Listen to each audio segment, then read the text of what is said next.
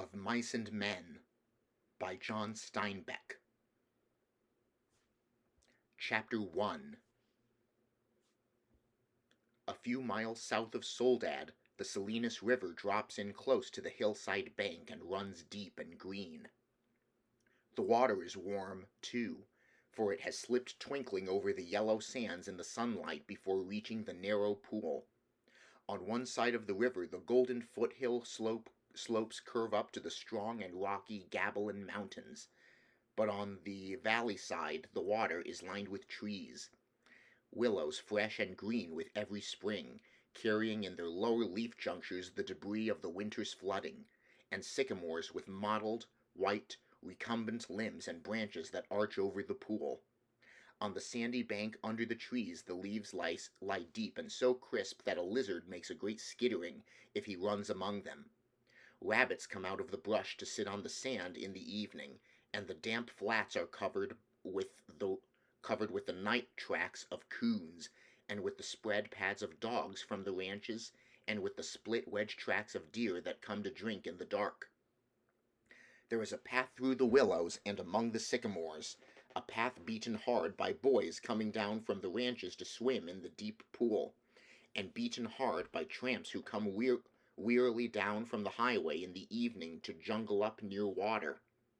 In front of the low horizontal limb of a giant sycamore there is an ash pile made by many fires. The limb is worn smooth by men who have sat on it.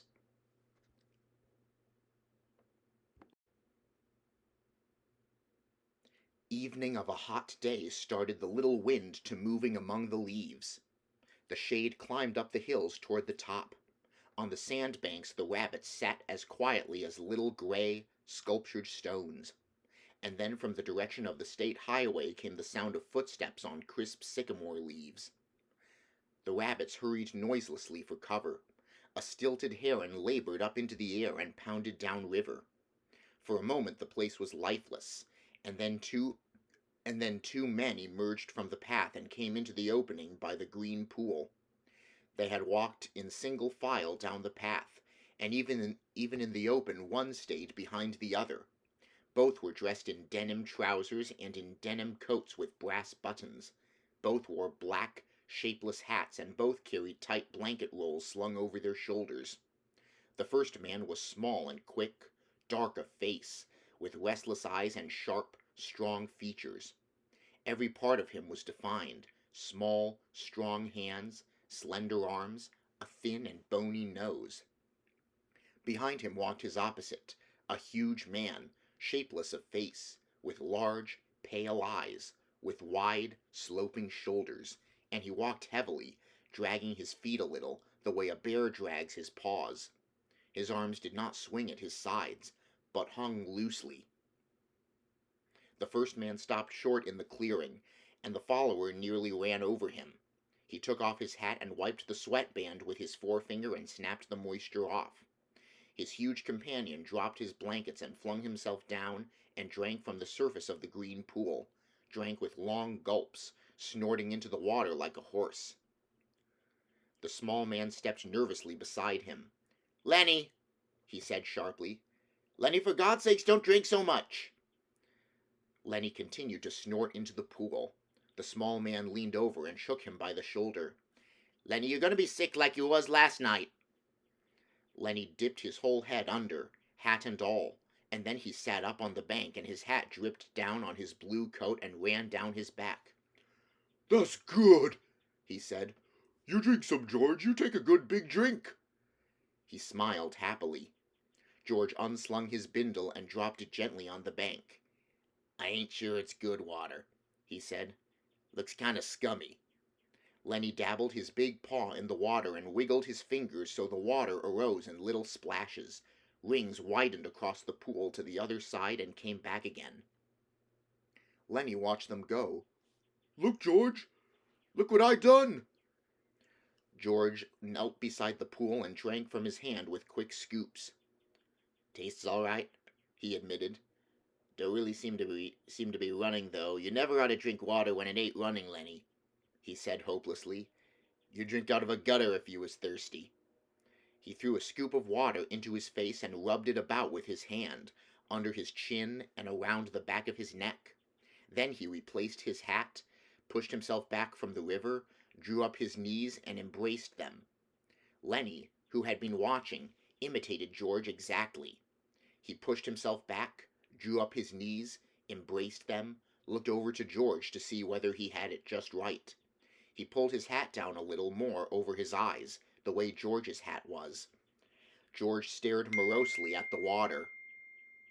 The rims of his eyes were red with sun glare. He said angrily, "We could just as well have rode clear to the ranch if that bastard bus driver knew what he was talking about. Just a little stretch down the highway, he says, just a little stretch. Goddamn near 4 miles, that's what it was. Didn't want to stop at the ranch gate, that's what. Too goddamn lazy to pull up. Wonder he isn't too damn good to stop in Soledad at all. Kicks us out and says, just a little stretch down the road. I bet it was more than 4 miles. Damn hot day." Lenny looked timidly over to him. "George?" "Yeah, what you want?" "Where we going, George?" The little man jerked down the brim of his hat and scowled over at Lenny. "So you forgot that already, did you? I gotta tell you again, do I? Jesus Christ, you're a crazy bastard." "I forgot," Lenny said softly. "I tried not to forget. Honest to God, I did, George." Okay, I'll tell you again. I ain't got nothing to do. Might just as well spend all my time telling you things and then you forget 'em. And I tell you again. "Tried and tried," said Lenny. "but it didn't do no good. I remember about the rabbits, George." "The hell with the rabbits. That's all you ever can remember is them rabbits. Okay, now you listen, and this time you gotta remember so we don't get in no trouble. You remember setting in that gutter on Howard Street and watching that blackboard?" Lenny's face broke into a delighted smile. "Why, sure, George, I remember that, but what did we do then? I remember some girls come by and you say, "The hell with what I says. You remember about us going into Murray and Reddy's, and they give us work cards and bus tickets?" "Oh, sure, George, I remember that now." His eyes went quickly into his side coat pockets. He said gently, "George, I ain't got mine. I must have lost it." He looked at the ground in despair. "You never had none, you crazy bastard. I got both of 'em here. Think I'd let you carry your own work card?" Lenny grinned with relief. I thought I put it in my side pocket." His hand went into the pocket again. George looked sharply at him. "What did you take out of that pocket?" "Ain't a thing in my pocket," Lenny said cleverly. "I know there ain't. You got it in your hand. What you got in your hand? Hiding it?" "I ain't got nothing, George, honest." "Come on, give it here." Lenny held his closed hand away from George's direction. "It's only a mouse, George." "A mouse? A live mouse?" "Uh-huh. Just a dead mouse, George. I didn't kill it, honest. I found it dead." "Give it here," said George. "Oh, let me have it, George." "Give it here." Lenny's closed hand slowly obeyed. George took the mouse and threw it across the pool to the other side, among the brush. "What you want of a dead mouse, anyways?" "I could pet it with my thumb while we walked along," said Lenny. "Well, you ain't petting no mice while you walk with me. You remember where we're going now?" Lenny looked startled and then in embarrassment hid his face against his knees. "I forgot again." "Jesus Christ," George said resignedly. "Well, look, we're going to work on a ranch like the one we came from up north." "Up north?" "In Weed." "Oh, sure, I remember. Weed." "That ranch we're going to is right down there about a quarter mile. We're going to go in and see the boss. Now look, I'll give him the work tickets, but you ain't going to say a word. You just stand there and don't say nothing. Nothing. If he finds out what a crazy bastard you are, we won't get no job, but if he sees you work before he hears you talk, we're set. You got that?" "Sure, George, sure, I got it." "Okay. Now when we go in to see the boss, what you gonna do?" I Lenny thought. His face grew tight with thought. "I ain't gonna say nothing. Just gonna stand there." "Good boy. That's swell. You say that over 2-3 times so you sure won't forget it." Lenny droned to himself softly. "I ain't gonna say nothing. I ain't gonna say nothing. I ain't gonna say nothing." "Okay," said George. "And you ain't gonna do no bad things like you done in Weed neither." Lenny looked puzzled. "Like I done in Weed?" Oh, so you forgot that too, did you? Well, I ain't gonna remind you for you do it again. A light of understanding broke on Lenny's face. They run us out of weed, He exploded triumphantly. Run us out? Hell, said George disgustedly. We run. They was looking for us, but they didn't catch us. Lenny giggled happily. I didn't forget that, you bet. George lay back on the sand and crossed his hands under his head, and Lenny imitated him, raising his head to see whether he were doing it right. God, you're a lot of trouble, said George. I could get along so easy and so nice if I didn't have you on my tail. I could live so easy and maybe have a girl. For a moment Lenny lay quiet, and then he said hopefully, We're gonna work on a ranch, George. All right, you got that, but we're gonna sleep here because I got a reason. The day was going fast now. Only the tops of the Gabalin Mountains flamed with the light of the sun that had gone from the valley. A water snake slipped along the pool, its head held up like a little periscope. The reeds jerked slightly in the current.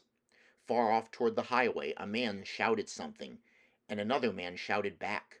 The sycamore limbs rustled under a little wind that died immediately. George, why ain't we going on to the ranch and get some supper? They got supper at the ranch. George rolled on his side. No reason at all for you. I like it here. Tomorrow we're gonna go to work. I seen thrashing machines on the way down. That means we'll be bucking grain bags, busting a gut. Tonight I'm gonna lay right here and look up. I like it. Lenny got up on his knees and looked down at George. Ain't we gonna have no supper? Sure we are, if you gather up some dead willow sticks. I got 3 cans of beans in my bindle. You get a fire ready. I'll give you a match when you get the sticks together. Then we'll heat the beans and have supper. Lenny said, I like beans with ketchup. Well, we ain't got no ketchup. You go get wood, and don't you fool around. It'll be dark before long. Lenny lumbered to his feet and disappeared in the brush. George lay where he was and whistled softly to himself. There were sounds of splashings down the river in the direction Lenny had taken. George stopped whistling and listened. Poor bastard, he said softly, and then went on whistling again. In a moment Lenny came crashing back through the brush. He carried one small willow stick in his hand. George sat up. All right, he said brusquely. Give me that mouse. But Lenny made an elaborate pantomime of innocence. What mouse, George? I ain't got no mouse. George held out his hand. Come on, give it to me. You ain't putting nothing over. Lenny hesitated, backed away, looked wildly at the brush line as though he contemplated running for his freedom. George said coldly, You gotta give me that mouse, or do I have to sock you? Give you what, George? You know goddamn well what. I want that mouse. Lenny reluctantly reached into his pocket. His voice broke a little. I don't know why I can't keep it. It ain't nobody's mouse. I didn't steal it. I found it lying right beside the road. George's hand remained outstretched imperiously. Slowly, like a terrier who doesn't want to bring a ball to its master, Lenny approached, drew back, approached again. George snapped his fingers sharply, and at the sound Lenny laid the mouse in his hand. I wasn't doing nothing bad with it, George, just stroking it. George sat up and threw the mouse as far as he could into the darkening brush, and then he stepped to the pool and washed his hands. You crazy fool, don't you think I could see your feet was wet where you went across the river to get it? He heard Lenny's whimpering cry and wheeled about. Blubbering like a baby, Jesus Christ, a big guy like you! Lenny's lip quivered and tears started in his eyes. Ah, Lenny, George put his hand on Lenny's shoulder. I ain't taking it away just for meanness. That mouse ain't fresh, Lenny, and besides, you've broke it petting it. You get another mouse that's fresh, and I'll let you keep it a little while. Lenny sat down on the ground and hung his head dejectedly. I don't know where there is no other mouse. I remember a lady used to give 'em to me. Every one she got. But that lady ain't here. George scoffed. Lady, huh? Don't even remember who that lady was. That was your own Aunt Clara. And she stopped giving 'em to you. You always killed 'em. Lenny looked sadly up at them. They were so little. he said, apologetically. I'd pet 'em and pretty soon they bit my fingers and I pinched their heads a little and then they was dead. Because they was so little. I'd wished we'd get the rabbits pretty soon, George. They ain't so little. The hell with rabbits, and you ain't to be trusted with no live mice. Your Aunt Clara gave you a rubber mouse, and you wouldn't have nothing to do with it. It wasn't no good to pet, said Lenny. The flame of the sunset lifted from the mountain tops, and dusk came into the valley, and a half-darkness came in among the willows and the sycamores. A big carp rose to the surface of the pool, gulped air, and then sank mysteriously into the dark water again, leaving widening rings on the water. Overhead the leaves whisked again, and little puffs of willow cotton blew down and landed on the pool's surface. "You gonna get that wood?" George demanded. "There's plenty right up against the back of that sycamore, floodwater wood. Now you get it." Lenny went behind the tree and brought out a litter of dried leaves and twigs. He threw them in a heap on the old ash pile and went back for more and more. It was almost night now. A dove's wings whistled over the water. George walked to the fire pile and lighted the dry leaves. The flame cracked up among the twigs and fell to work. George undid his bindle and brought out 3 cans of beans. He stood them about the fire, close in against the blaze, but not quite touching the flame. "There's enough beans for 4 men, George said. Lenny watched him from over the fire. He said patiently, "I like 'em with ketchup." "Well, we ain't got any," George exploded. "Whatever we ain't got, that's what you want. God almighty, if I was alone, I could live so easy. I could go get a job and work, and no trouble, no mess at all, and when the end of the month come, I could take my $50 and go into town and get whatever I want. Why, I could stay in a cat house all night. I could eat any place I want, hotel or any place, and order any damn thing I could think of. And I could do all that every damn month. Get a gallon of whiskey or sit in a pool room and play cards or shoot pool." Lenny knelt and looked over the fire at the angry George, and Lenny's face was drawn with terror. "And what I got?" George went on furiously. "I got you. You can't keep a job and you lose me every job I get. Just keep me shoving all over the country all the time. And that ain't the worst. You get in trouble. You do bad things and I gotta get you out." His voice rose nearly to a shout. "You crazy son of a bitch, you keep me in hot water all the time." He took on the elaborate manner of little girls when they are mimicking one another.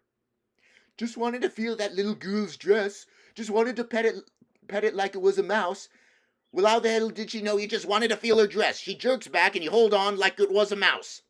She yells and we gotta hide in an irrigation ditch all day with guys looking for us, and we gotta sneak out in the dark and get out of the country. All the time, something like that. All the time. I wished I could put you in a cage with about 1,000,000 mice and let you have fun." His anger left him suddenly. He looked across the fire at Lenny's anguished face, and then he looked ashamedly at the flames. It was quite dark now, but the fire lighted the trunks of the trees and the curving branches overhead. Lenny crawled slowly and cautiously around the fire until he was close to George. He sat back on his heels. George turned the bean cans so that another side faced the fire. He pretended to be unaware of Lenny so close beside him. "George?" Very softly. No answer. "George?" "What do you want?" "I was only fooling, George. I don't want no ketchup. I wouldn't eat no ketchup if it was right here beside me." "If it was here, you could have some." "But I wouldn't eat none, George. I'd leave it all for you. You could cover your beans with it, and I wouldn't touch none of it." George still stared morosely at the fire. "When I think of the swell time I could have without you, I go nuts. I never get no peace." Lenny still knelt.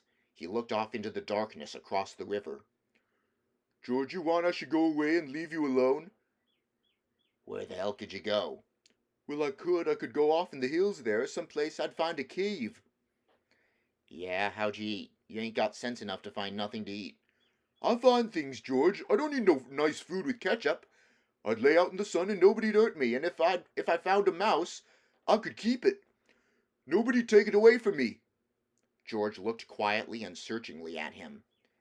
"I've been mean, ain't I?" "If you don't want me, I can go off in the hills and find a cave. I can go away any time. No, look, I was just fooling, Lenny, 'cause I want you to stay with me. Trouble with mice is you always kill 'em." He paused. "Tell you what I'll do, Lenny. First chance I get, I'll give you a pup. Maybe you wouldn't kill it. That'll be better than mice. And you could pet it harder." Lenny avoided the bait. He had sensed his advantage. "If you don't want me, you only just gotta say so, and I'll go off in those hills right there.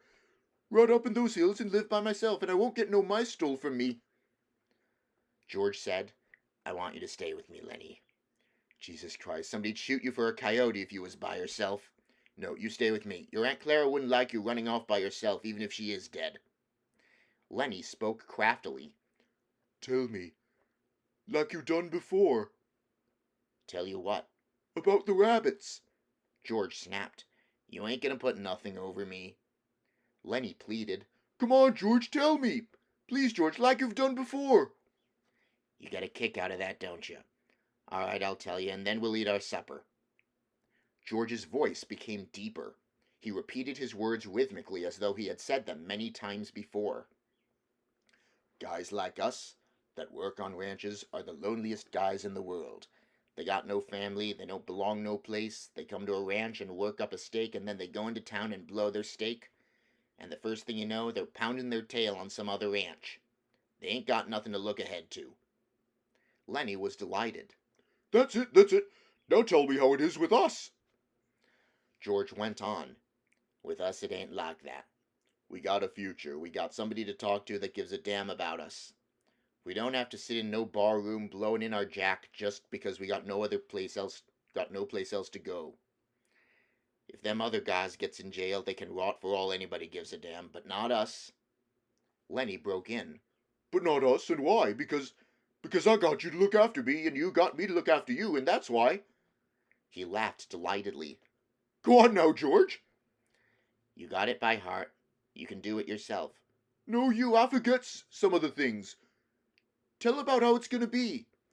"Okay, someday we're gonna get the jack together, and we're gonna have a little house and a couple of acres and a cow and some pigs "And live off the fat of the land," Lenny shouted. "and have rabbits.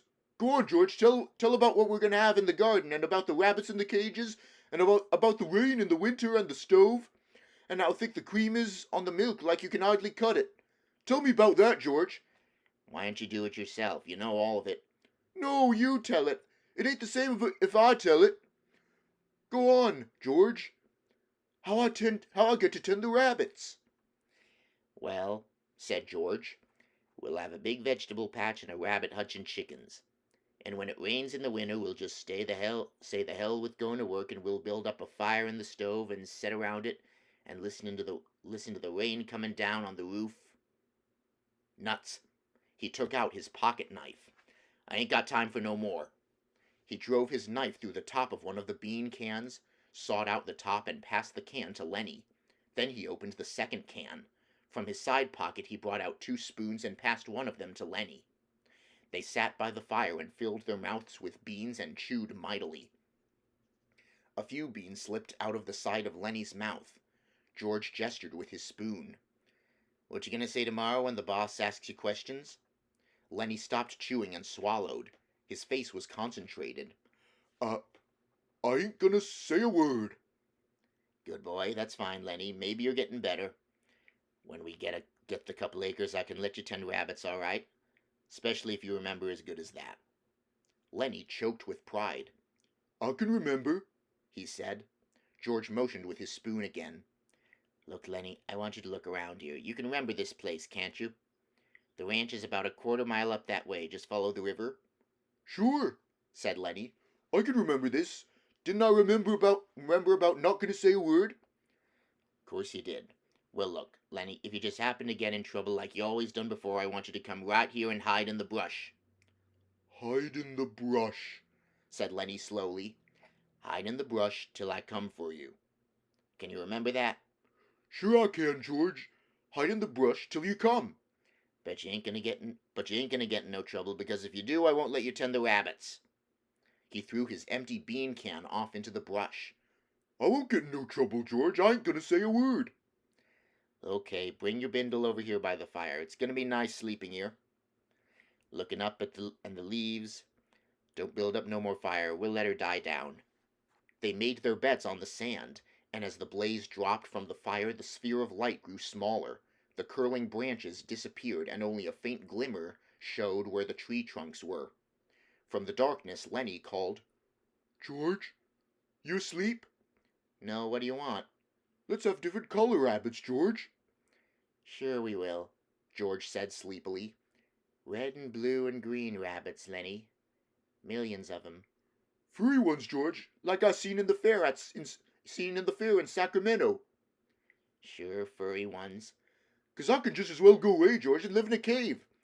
"You can just as well go to hell," said George. "Shut up now." The red light dimmed on the coals. Up the hill from the river a coyote yammered, and a dog answered from the other side of the stream. The sycamore leaves whispered in a little night breeze.